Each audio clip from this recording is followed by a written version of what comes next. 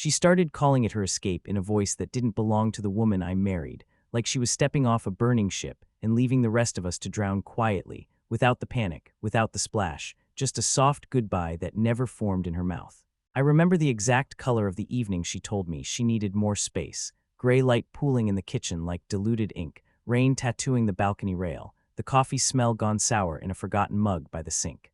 There is a particular hum to a city when you are falling apart and nobody knows. The traffic becomes a distant ocean, footsteps upstairs become a metronome for dread, and the empty chair across the table ends up looking like a witness who won't testify. The distance began softly, the way fog softens a landscape, messages answered a little later, eyes sliding off mine at the last second, dinner plate scraped cleaner than the silence that followed. She worked late at the firm, or said she did, and I nodded with the gentle loyalty of a husband who believes in mutual weather, that if clouds gather, both of you feel the rain. But she had already found an umbrella I didn't know about, a canopy where my name didn't sit on her tongue, where the word home was a place with windows that didn't face me. The first clue wasn't a lipstick stain or a hotel receipt, it was the way she folded her sweaters. She tucked the sleeves inward like secret letters, creating perfect rectangles that slid into drawers with monastic calm, and I thought, someone taught her to do that for a different life, someone's hands had been close enough to show her. On the balcony, rain drew ladders down the glass, and I kept imagining her climbing away, rung after rung, her phone lighting up like a lighthouse warning everyone except me. I found the phrase by accident, a message that wasn't meant for me, a notification bloom when her phone lit the dark living room like a small theater. "Tonight is my escape," it read, and my name sat there in the scene but not on the stage, an extra who stands in the doorway and claps at the wrong time. The words were both confession and verdict, and I felt them lodge in my throat with the slow, heavy grace of an anchor. In memory, there's a sequence that keeps replaying. Her feet moving quietly on the hardwood, the soft click of a cabinet, the whisper of her phone as it slid into her pocket, and the light touch of her hand on my shoulder that meant everything 2 years ago and meant nothing now. She said she had to run back to the office because the partners were reviewing something time-sensitive, and the lie was so polite it almost apologized for itself. I nodded and watched her step into the hallway glow. It was an exit wound that didn't bleed, at least not where anyone could see. There's a kind of numbness that feels like falling through a quiet, white room, no edges, no furniture, nothing to grab. I stood by the sink and washed a plate that wasn't dirty, heard the drone of the exhaust fan and the world's soft insistence that people survive this sort of thing all the time. But the emptiness can get theatrical. It can stage a perfect scene where the hero forgets his lines, and the audience is just the fridge light and a chair pushed a few inches back from the table. When the message thread opened in my hand, it was like turning on a projector and forgetting to shield your eyes, names, timestamps, short lines that read like stage directions. "The Hotel on Carter, the Blue Room, park in back." I read quietly because there's a decency in the way pain should be absorbed, a ritual of containment that keeps the walls from remembering your voice. I scrolled again, and each ellipsis in their conversation felt like a breath she didn't take with me. In the days that followed, distance wasn't something between us, it was the thing she wore. Her laugh became a coat she hung in other rooms, her eyes a pair of closed shutters, her body a house that no longer had my key. Even the morning light seemed to refuse our kitchen, laying thinly on the counter like a note that said, "We tried." The night I followed her, the rain had taken a break, leaving the streets with that slick, reflective calm that makes every red light look like a wound drying at the edges. I kept 2 cars back, a novice at being someone else in my own life, and watched her signal without signaling me, turn without turning toward anything that included my name. The hotel was a square of light at the edge of a corporate park, the kind of anonymous place where rooms remember more people than anyone remembers the rooms. I didn't go in. I sat in the car and set my phone on the passenger seat like a second heart and watched the automatic doors sigh open and swallow the woman I loved. When the elevator numbers blinked up and then vanished, I realized I had seen the last scene of us and didn't know it until the credits started rolling. Back home, the apartment carried her absence with a grace that felt cruel, the plant she watered leaning toward the window, the scarf draped on the back of a chair like a soft refusal, the framed photo where my smile looked like a closed door.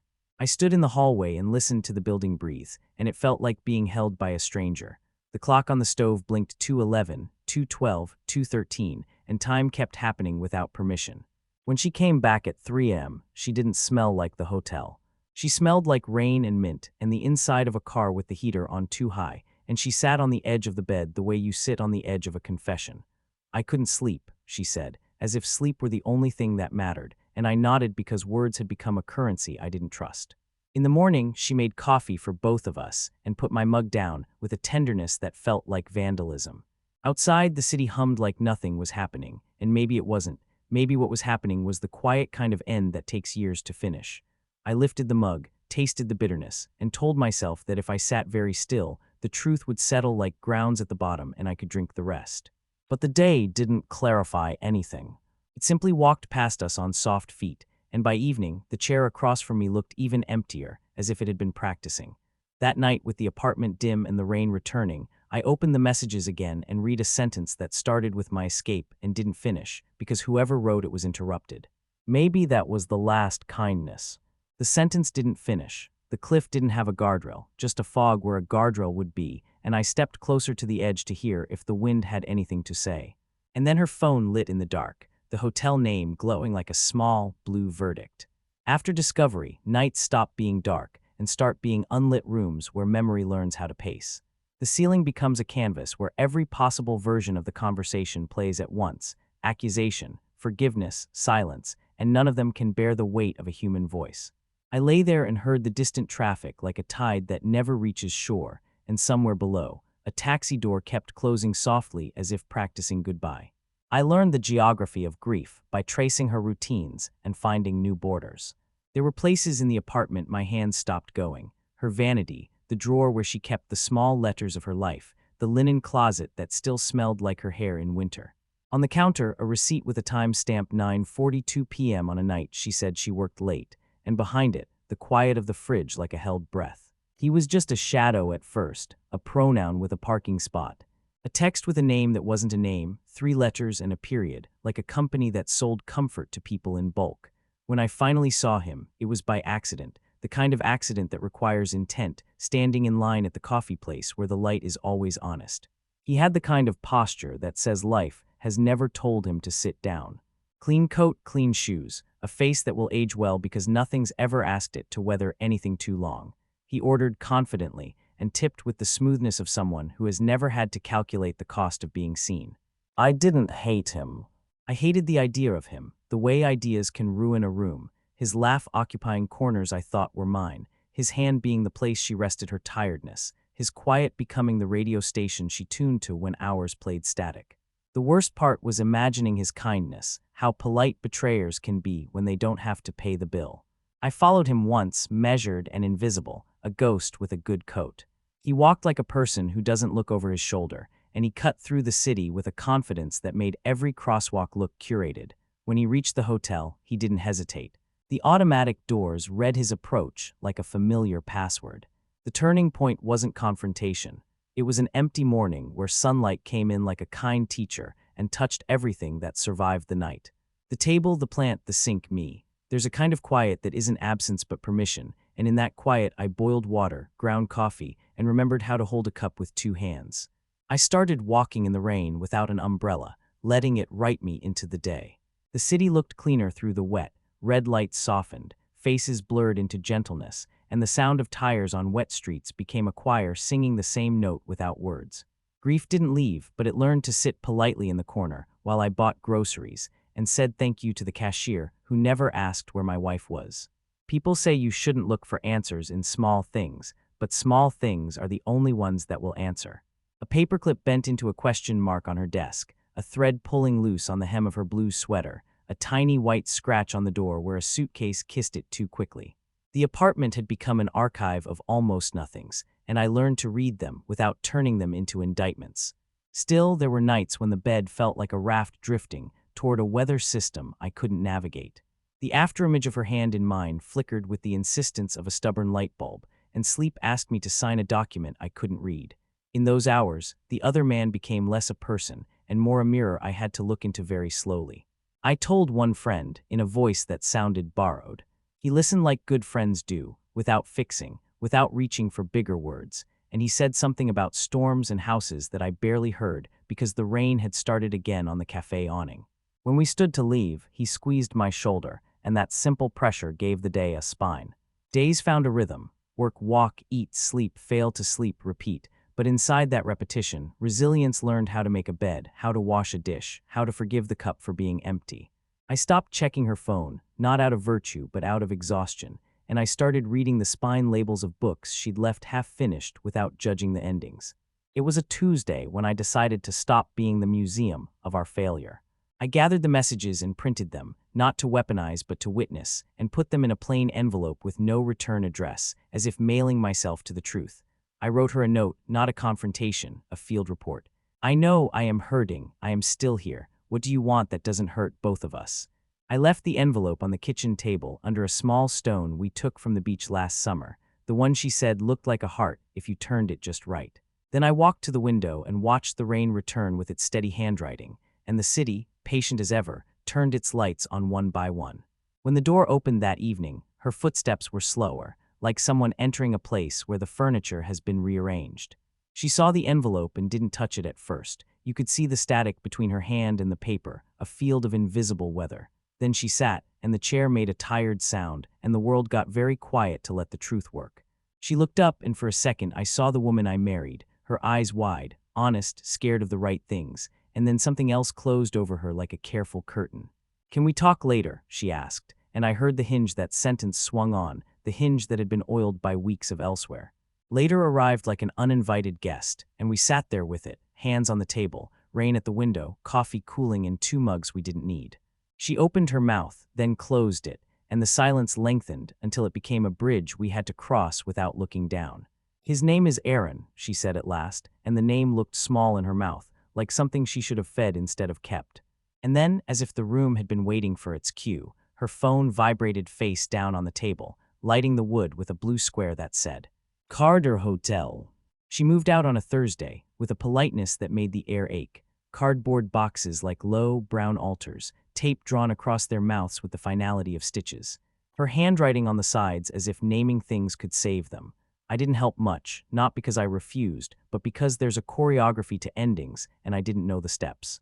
The apartment did not echo when she left, it inhaled.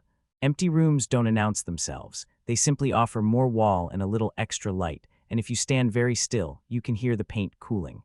For a week, I lived like a person who had been granted temporary custody of silence. She returned 3 Sundays later, as if the building's calendar had requested it.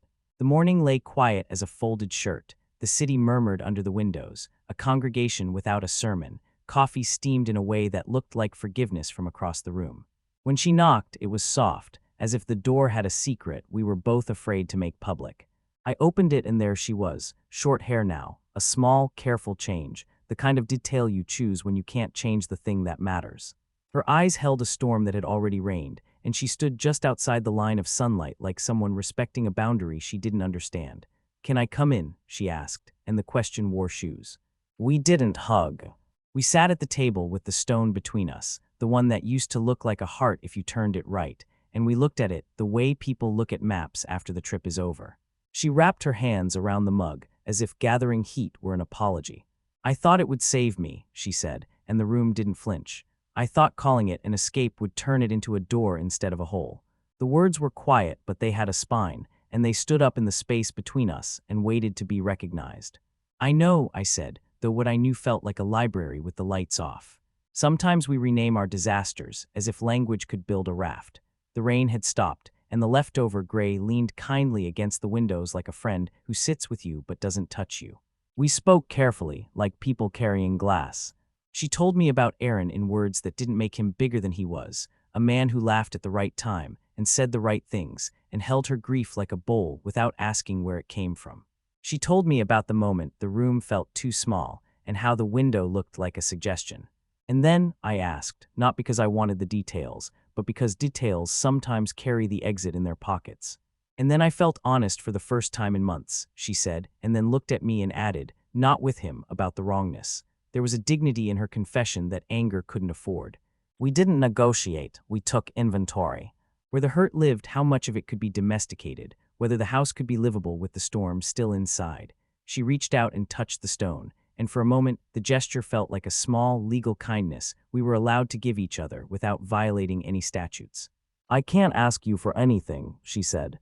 "And I can't ask myself to be who I was pretending to be." Her voice had that plain-spoken ache of truths that don't come with solutions, only acknowledgments.